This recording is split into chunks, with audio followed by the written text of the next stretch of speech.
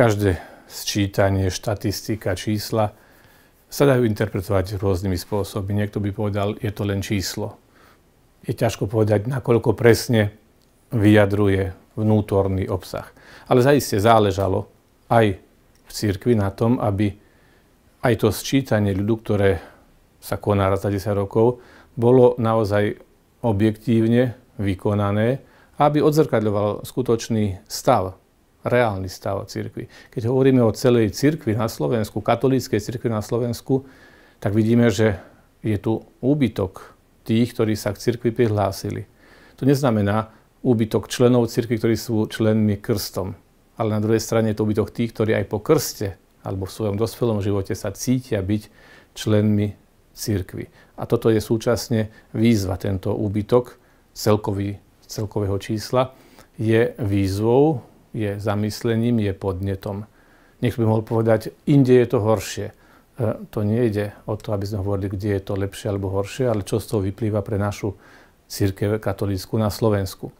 Keď by sme chceli hovoriť o číslach grécko-katolíckej cirkvi, niekto by mohol povedať, ale vy ste neklesli, iba dokonca o nejaké percento stúpli. Áno, je to pravda a za toto, ako som už povedal hneď možno v prvej chvíli po oznámení čísel, patrí vďaka každému osobne, ale aj celým komunitám, ktoré vyjadrili svoju dôveru a príslušnosť k grécko-katolíckej cirkvi.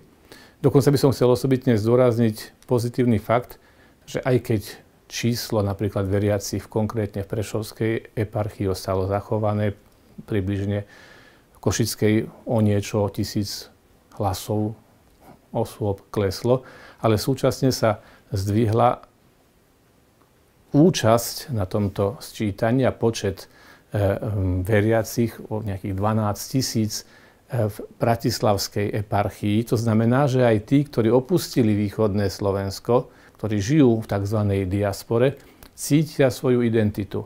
Možno nemajú vždy ani príležitosť definitívne alebo prakticky sa zúčastňovať pravidelne na liturgiách alebo byť súčasťou nejakého spoločenstva, ale sú svedomí svojej príslušnosti. A pre mňa je toto veľmi pozitívny znak, ktorý hovorí o utvrdení istej identity, ktorá prežíva v našom spoločenstve a v každom jednotlivcovi, ktorý má dôvod hrdo sa hlásiť ku svojej cirkevnej príslušnosti. Nejde samozrejme len o akúsi identifikačnú vec. Ide o to aj, aby hľadal každý z nás príležitosť túto identitu prežívať, realizovať, uskutočňovať aj spoločným slávením, spoločným stretávaním sa, vytváraním komunít. V tomto zmysle by som chcel povedať, že ide o veľmi pozitívny faktor, ktorý je ale súčasne výzvou, aby sme týchto veriacich, ktorí sú možno rozptýlení, ktorí odchádzajú z východu možno za prácou do priemyselnejších častí západného Slovenska, aby sme ich vyhľadávali, aby sme pre nich vytvorili pastoračné zázemie, aby sa mohli, aj keď sa vzdialili od svojho pôvodného domu, aby sa mohli cítiť doma v cirkvi, ktorá je stále tu a pre nich. Toto myslím si, že bude veľká výzva práve pre nasledujúce roky. A druhá veľká výzva spočíva v tom, že si musíme uvedomiť, že na Slovensku štvrtina ľudí sa neidentifikuje so žiadnou cirkvou. Niekto hovorí, nemusia byť automaticky považovaní za ateistov. To je už vec názoru, ale táto veľká skupina našich spoluobčanov, našich rodákov je pre nás jednak dôvodom na zamyslenie, prečo toto číslo stúpa, ale súčasne podnetom. Je to pre nás misijné, pastoračné pole.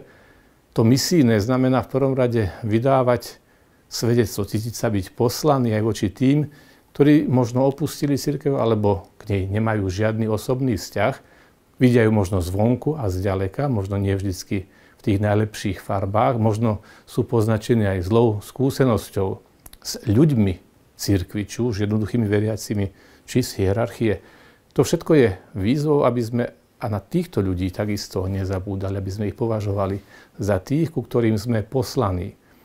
Ako teda vidíme, naše misijné modlitebné úmysly sa nemusia týkať len vzdialených exotických končín a krajín, ale môžu byť aj výzvou k bezprostrednej práci, vydávaniu dobrého svedectva, ale aj ohlasovaniu slovom i príkladom tu na našom rodnom Slovensku. A toto je veľké pole pôsobnosti aj pre našu grécko-katolícku cirkev.